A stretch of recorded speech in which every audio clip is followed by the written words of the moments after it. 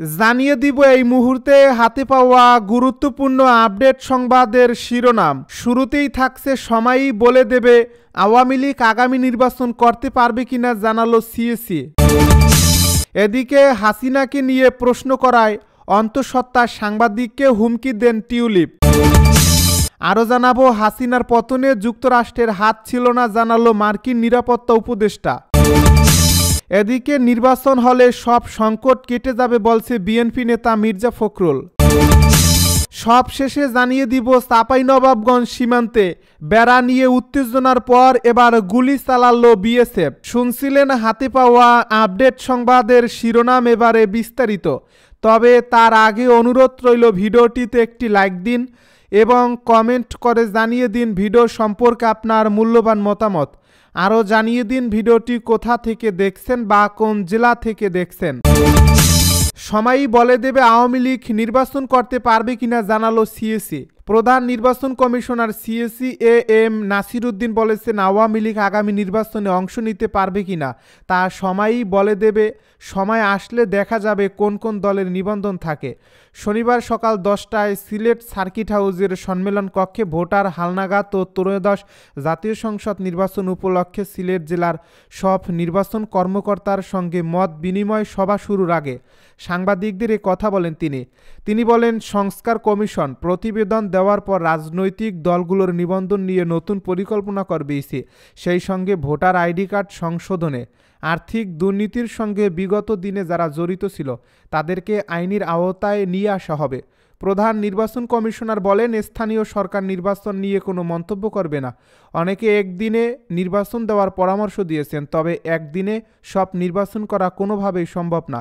CSE বলেন প্রধান উপদেষ্টা জাতীয় নির্বাচন নিয়ে যে রোডম্যাপের কথা বলেছেন সেই অনুসারে কাজ করছে নির্বাচন কমিশন।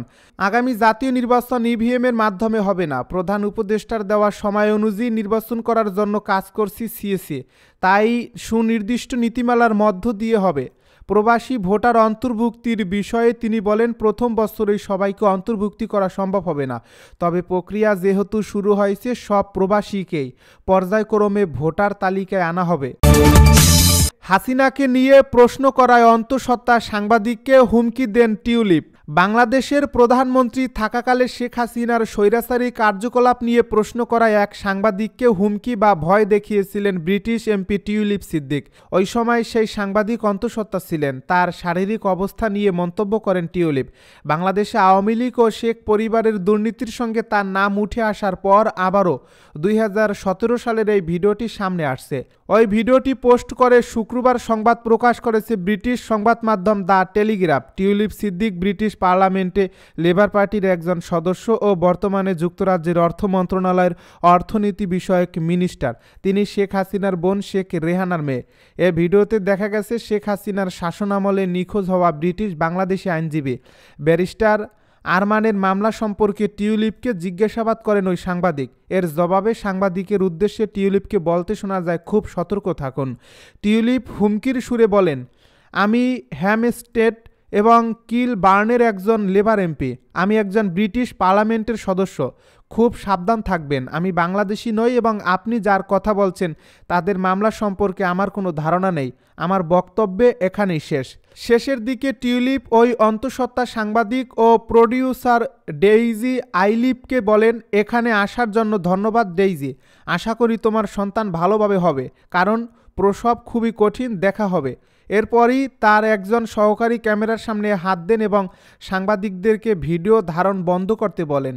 ওই সহকারী সাংবাদিকদের প্রশ্নগুলোকে অপ্রাসঙ্গিক ও বেপরোয়া মন্তব্য করে সাংবাদিকদেরকে টিউলিপের কাছ থেকে সরিয়ে দেওয়ার চেষ্টা করেন। হাসিনার পতনে যুক্তরাষ্ট্রের হাত ছিল না জানালো মার্কিন নিরাপত্তা উপদেষ্টা। জুলাই অগাস্টের গণ অভ্যুত্থানে শেখ হাসিনা সরকারের পতনে যুক্তরাষ্ট্রের কোনো হাত ছিল না বলে জানিয়েছে মার্কিন জাতীয় নিরাপত্তা উপদেষ্টা জ্যাক সুলিভান।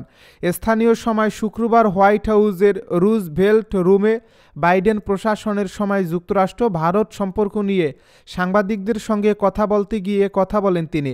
জ্যাক সুলিভান আরও জানান তার মনে হয়েছে ভারতীয় কর্মকর্তারাও এ ধরনের মনোভাবই পোষণ করেন। বাংলাদেশে ক্ষমতা পরিবর্তনে যুক্তরাষ্ট্রের ভূমিকা সম্পর্কে ভারতের জল্পনা এবং ভারতকে অস্থিতিশীল করার চেষ্টা করছে যুক্তরাষ্ট্রের ডিপ স্টেট ভারতের এমন অভিযোগের প্রেক্ষাপটে সম্প্রতি ভারত সফর করা জ্যাক সুলিভানের কাছে হিন্দুস্তান টাইমস বিষয়টি জানাতে চায়। বাংলাদেশে ক্ষমতা পরিবর্তনে যুক্তরাষ্ট্রের ভূমিকা সম্পর্কে ভারতের জল্পনা এবং ভারতকে অস্থিতিশীল করার চেষ্টা করছে যুক্তরাষ্ট্রের ডিপ স্টেট ভারতের এমন অভিযোগের প্রেক্ষাপটে সম্প্রতি ভারত সফর করা জ্যাক সুলিভানের কাছে হিন্দুস্তান টাইমস বিষয়টি জানতে চায়। পাশাপাশি যাকে যুক্তরাষ্ট্রের ডিপ স্টেটের নেতৃত্ব দানকারী হিসাবে বলা হয়। উত্তরে জ্যাক সুলিভান বলেন, আমি প্রথমেই বিনয়ের সঙ্গে এই ধারণা প্রত্যাখ্যান করব যে আমি ডিপ স্টেট পরিচালনা করি এবং একই সঙ্গে বিনয়ের সঙ্গে প্রত্যাখ্যান করব যে বাংলাদেশে ঘটনার পেছনে যুক্তরাষ্ট্র ছিল। বিষয়টি সম্পূর্ণই হাস্যকর। তিনি আরও বলেন, ভারতীয় শীর্ষ কর্মকর্তাদের সঙ্গে আমার কথোপকথনের ভিত্তিতে আমি বিশ্বাস করি না যে তারা মনে করেন আমরা এর পেছনে ছিলাম। নির্বাচন হলে সব সংকট কেটে যাবে বলছে বিএনপি নেতা মির্জা ফখরুল। নির্বাচন হলে দেশের সব সংকট কেটে যাবে বলে মন্তব্য করেছেন বিএনপির মহাসচিব মির্জা ফখরুল ইসলাম আলমগীর। তিনি বলেন, আমরা অন্তর্বর্তী সরকারের সমর্থন করছি, তবে দেশের অর্থনীতির অবস্থা ভালো না, রাজনৈতিক অবস্থা ভঙ্গুর। আমরা সংস্কার চাই না, এটা ভুল।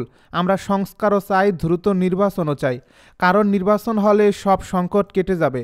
শনিবার সোহরাওয়ার্দী উদ্যানে এবি পার্টির জাতীয় কাউন্সিলে প্রধান অতিথির বক্তব্যে তিনি এসব কথা বলেন। বিএনপি নেতা আরও বলেন, ভয়াবহ দানবের হাত থেকে রক্ষা পেয়েছি, নতুন দেশ গড়ার স্বপ্ন দেখছি, এটা যাতে নষ্ট না হয়ে যায় সেই চেষ্টা করতে হবে। 16 বছর ধরে আমরা গণতন্ত্রের জন্য আন্দোলন করেছি, আমাদের কোনো বিভেদ নেই, তবে আমাদের ঐক্যে ফাটল ধরানোর চেষ্টা করা হয়েছে, সেটা পারবে না। আমরা এগিয়ে যাব, আমাদের ধৈর্য ধরতে হবে, হঠকারী সিদ্ধান্ত না নেই।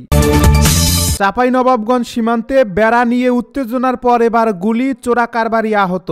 চাঁপাইনবাবগঞ্জের শিবগঞ্জ সীমান্তে ভারতীয় সীমান্তরক্ষী বাহিনী বিএসএফের 8 থেকে 9 রাউন্ড গুলি ছুড়েছে বলে অভিযোগ পাওয়া গেছে। শিবগঞ্জের আজমতপুর সীমান্তের বাগিচাপাড়া এলাকার 182 নম্বর মেইন পিলারের কাছে গুলির ঘটনা ঘটে। বিএসএফের শাসানি ক্যাম্পের সদস্যরা এ গুলি ছোড়ে বলে অভিযোগ উঠেছে। গুলির এ ঘটনায় এক চোরাকারবারি আহত হয়েছে বলে জানা গেছে। আহত ওই ব্যক্তি শাহবাজপুর ইউনিয়নের বাগিচাপাড়া গ্রামের আনারুল ইসলামের ছেলে শহীদুল ইসলাম। বর্তমানে তিনি রাজশাহী মেডিকেল কলেজ হাসপাতালে চিকিৎসাধীন রয়েছে। অভিযোগের বিষয়ে জানতে চাইলে 3 রাউন্ড গুলির শব্দ এবং একজন আহত হওয়ার তথ্য নিশ্চিত করেছেন 59 বিজিবি ব্যাটালিয়নের অধিনায়ক লেফটেন্যান্ট কর্নেল গোলাম কিবরিয়া। এর আগে একই উপজেলার বিনোদপুর ইউনিয়নের চৌকা সীমান্তের নো ম্যানস ল্যান্ডে বাংলাদেশকে না জানিয়ে কাঁটাতারের বেড়া নির্মাণের চেষ্টার অভিযোগ ওঠে বিএসএফের বিরুদ্ধে। এ নিয়ে চাঁপাইনবাবগঞ্জ সীমান্তে উত্তেজনা চলছে। লেফটেন্যান্ট কর্নেল গোলাম কিবরিয়া জানান, শুক্রবার রাত 2টার দিকে আজমতপুর সীমান্তের আন্তর্জাতিক 182 মেইন পিলার থেকে 130 গজ দূরে ভারতীয় ভূখণ্ডে গুলির ঘটনা ঘটে। শহীদুল ইসলাম নামে এক চোরাকারবারির বুকে গুলি লাগে। এ সময় ঘটনাস্থলে 25 বোতল ফেনসিডিল, একটি ধারালো হাসুয়া এবং একটি টর্চ লাইট জব্দ করেছে বিএসএফ।